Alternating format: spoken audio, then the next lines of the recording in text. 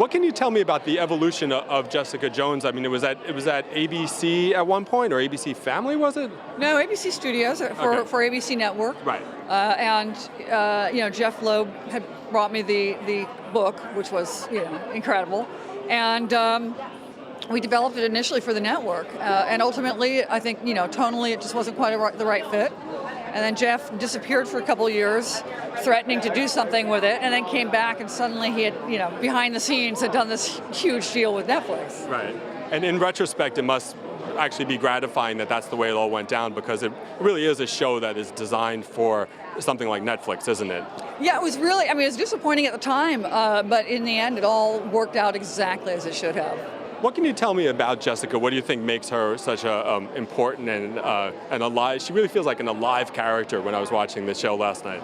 She is. She's the character is very tough and has some very hard edges, but she also, deep down in her soul, she's actually someone who kind of wants to do good in the world. Is buried under a lot of damage, but she's very multi-layered, and as played by Kristen Ritter, she's so tremendous. It's the smallest of moments come alive on her face. Totally. And then, of course, you have Mike Coulter as Luke Cage, who's a beloved character we've been waiting to see forever in live action, and he's getting his own show soon. So how did that work for you in terms of not wanting to show maybe too much of his story because he's getting his own program soon?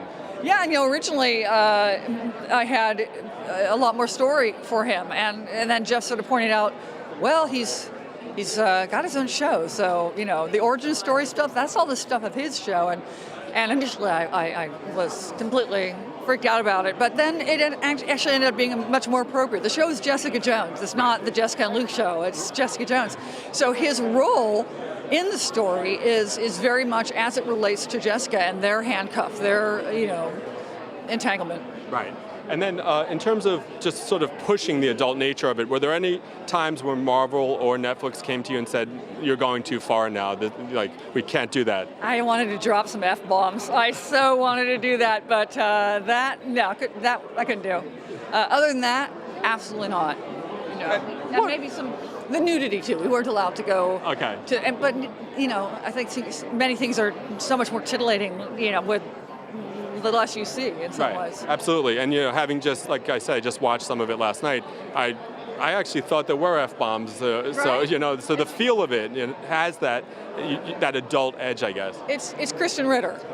She could read the phone book and communicate an F-bomb or anything else. She just has that wonderful delivery. Yeah. Now, will we get obviously the show hasn't even started streaming yet, but will we get a season 2? Will you be involved, or if that does become a possibility? You couldn't pry me away. Okay. What were the constraints of working with the Marvel Cinematic Universe? Did you have to go and sit down and watch everything from Iron Man on? Were there things that you weren't allowed to do, or that they perhaps asked you to put in the show as little sort of nods, so we know that these universes are linked? Yeah, I had already watched all the movies, so I didn't need any quoting up there. But,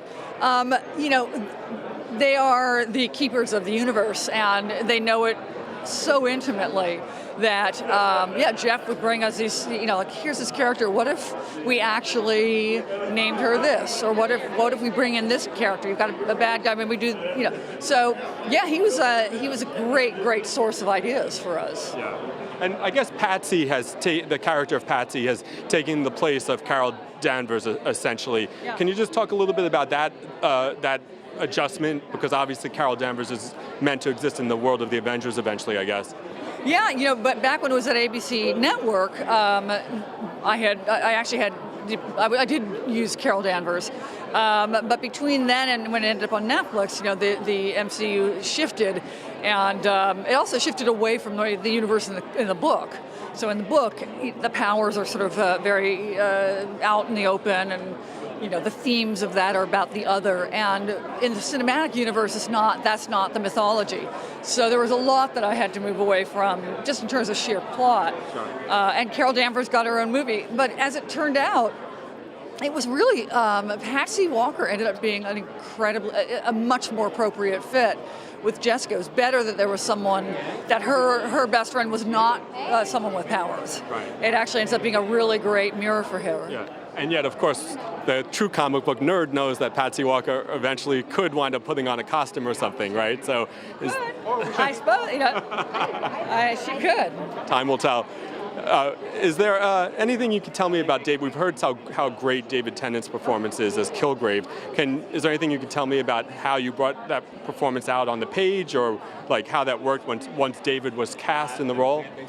We had, I sort of had someone like him in mind to begin with, but David is such an incredible actor that we really found ourselves just overwriting for him because we just wanted to hear him say these speeches. We'd have like pages of monologues, and we're like, oh, wait a minute, there's someone else in the scene. Maybe we should break it up a little bit. But he's just so, his character is so delicious to write for, and every take he gives you something else. He's always experimenting and pushing it. He's tremendous. And in terms of the graphic novels themselves, we know Alias went on for many years. How far does this first season take us in that book, or do you start to, is the comic more of just the basis of the show and then it branches off? How's that working? It's very much the launching place, because again, there's many things that are in the comic book universe that aren't in the MCU. Yeah. So the book is so rich, so wonderful, but it is that kind of storytelling for a comic book is a much more minimalist than what 13 hours of television. Yeah. So there's a lot of expansion and just starting with what would be a nugget in the comic book and building entire storylines of it. Sure. Okay, my last question for you would be, we know Jessica's going to wind up on the Defenders at some point. What's that going to be like for you, having to kind of give the character over to probably another writing staff, I would imagine? I have no idea how that's going to work. And I'm sure I'll be like clawing my way to them, saying, I'm so attached to this character. But I am very, very fortunate to have Jeff Loeb as a creative partner. I trust him. Yeah. And of course, having Kristen Ritter as a partner, she is the greatest protector of the character. So I trust her too. In a million years, she won't let that character do anything that isn't right for it.